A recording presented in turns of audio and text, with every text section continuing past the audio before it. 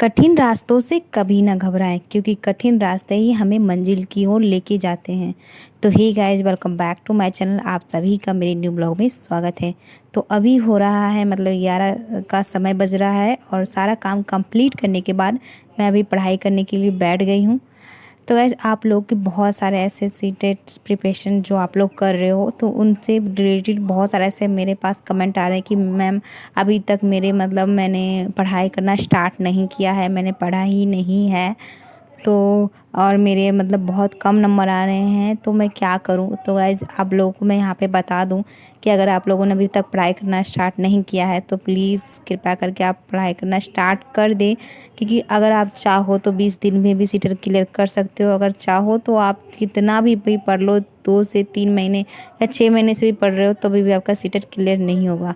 ये अब हमारी चाह के ऊपर डिपेंड करता है कि हम चाहते क्या हैं। अगर आपको चाह है कि मुझे सीटेट फर्स्ट अटेम्प्ट में क्लियर करना है तो आप 20 दिन क्या 10 दिन में भी कर लोगे। लेकिन आपके अंदर चाह होनी चाहिए, जज्बा होना चाहिए, किसी चीज़ का डर होना चाहिए कि नहीं, मुझे सीटेट फर्स्ट अटेम्प्ट में ही क्लियर करना है।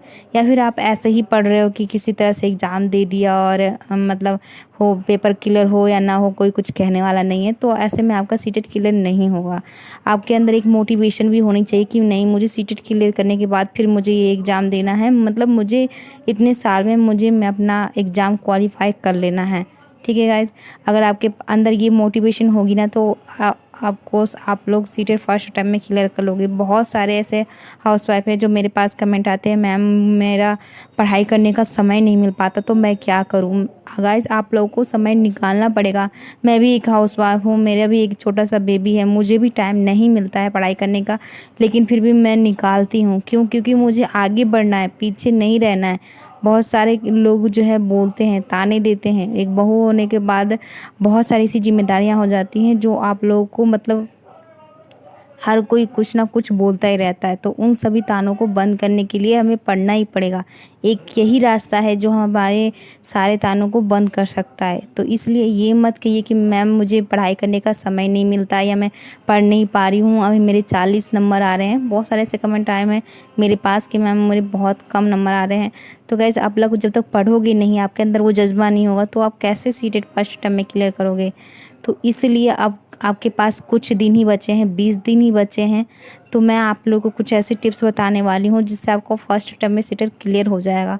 ऐसे तो मैंने बहुत सारे ऐसे आप लोगों को मैंने टिप्स बता चुकी हूँ, लेकिन मैं अभी लास्ट टाइम मैं बता रही हूँ कि आप लोगों को क्या ऐसा करना है जिससे आपका फर्स्ट अटेम्प्ट में सीटेट क्लियर हो जाए। तो उसके लिए सबसे पहले है कि आप एनालिसिस वीडियो देखें। जो पिछले साल 2022 में जो सीटेट एग्ज़ाम हुआ था, तो उसमें कौन कौन से क्वेश्चन ज़्यादा आए हुए थे, कि सारे जो टीचर हैं सब एनालिसिस वीडियो करवाते हैं। तो जिस भी टीचर की आप वीडियो देखते हो, या सचिन सर की, हिमांशी मैम की, या एग्जामपुर ऐप से देखते हो, तो उनकी सबकी एनालिसिस वीडियो देखो। एक ही की देखो यार, सभी तो एक ही जैसा वीडियो करवा रहे होंगे, क्वेश्चन जो भी आया होगा। तो आप एक जिनकी भी देखते हो आप उनकी एनालिसिस वीडियो देखिए, जितनी भी है उतनी सारी देखिए, और मैराथन वीडियो देखिए। ठीक है, इतना अगर आपने ये 2 चीज़ कर लिया ना तो आपका बिल्कुल बहुत अच्छे से सीटेट कर फर्स्ट अटेम्प्ट में क्लियर हो जाएगा। अब अगर आपने PYQ किया भी नहीं है ना, तो आप एनालिसिस वीडियो देख लोगे तो आपको समझ में आ जाएगा कि कौन से क्वेश्चन बार बार पूछे जा रहे हैं। गाइज, मैं आप लोगों को सच में बता दे रही हूँ, ऐसे क्वेश्चन भी होते हैं जो एक ही बार बार वही क्वेश्चन रिपीट होते हैं। मैथ में मैंने ऐसे क्वेश्चन देखे हैं जो एज इट इज़ वही क्वेश्चन फिर अगले एग्जाम में उठ के आ जाते हैं। तो वही नंबर भी होता है, सब कुछ वही लिखा होता है। अगर आपने एनालिसिस वीडियो भी कर लिया ना तो आपका सच में फर्स्ट अटेम्प्ट में सीटेट क्लियर हो जाएगा गाइज। अगर आप एक बार सोच लोगे ना तो आपका सच में फर्स्ट अटेम्प्ट में सीटेट क्लियर हो सकता है। ये नहीं कि सोचो कि 20 दिन में अब मैं क्या पढ़ के मैं कैसे सीटेट क्लियर करूँगी, नहीं, ये मत सोचिए। आप ये सोचिए कि मैं 20 दिन बाकी है, मैं इसमें कितना बहुत कुछ कर सकती हूँ। अगर आपने ये सोच लिया ना तो आपका सच में फर्स्ट अटेम्प्ट में सीटेट क्लियर हो जाएगा। बस आपके अंदर एक मोटिवेशन होनी चाहिए, एक चाह होनी चाहिए कि मुझे इतने साल में अपना निकालना है, मुझे बार बार नहीं पढ़ना है। हर एक चीज़ के लिए एक ही सब्जेक्ट को मुझे बार बार एक ही चीज़ को बार बार नहीं पढ़ना है। जब भी कोई पूछे ये नहीं कहना कि मुझे सीटेट क्लियर भी सीटेट पढ़ रही हूँ, सीटेट का एग्ज़ाम देख के प्रिपरेशन कर रही हूँ, नहीं।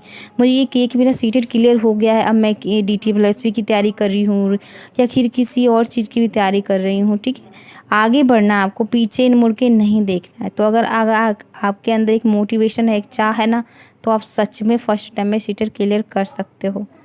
तो गाइज़ मेरी वीडियो यहीं तक थी, यही आप लोगों का मेरे बताने का मकसद था। अगर आप लोगों को मेरी ये वीडियो अच्छी लगी हो, यूज़फुल लगी हो, तो लाइक शेयर सब्सक्राइब कर दीजिएगा और कमेंट करके अपनी राय ज़रूर बताइए कि मेरी वीडियो आप लोगों को कैसी लगी। तो हे गाइज़, बाय बाय।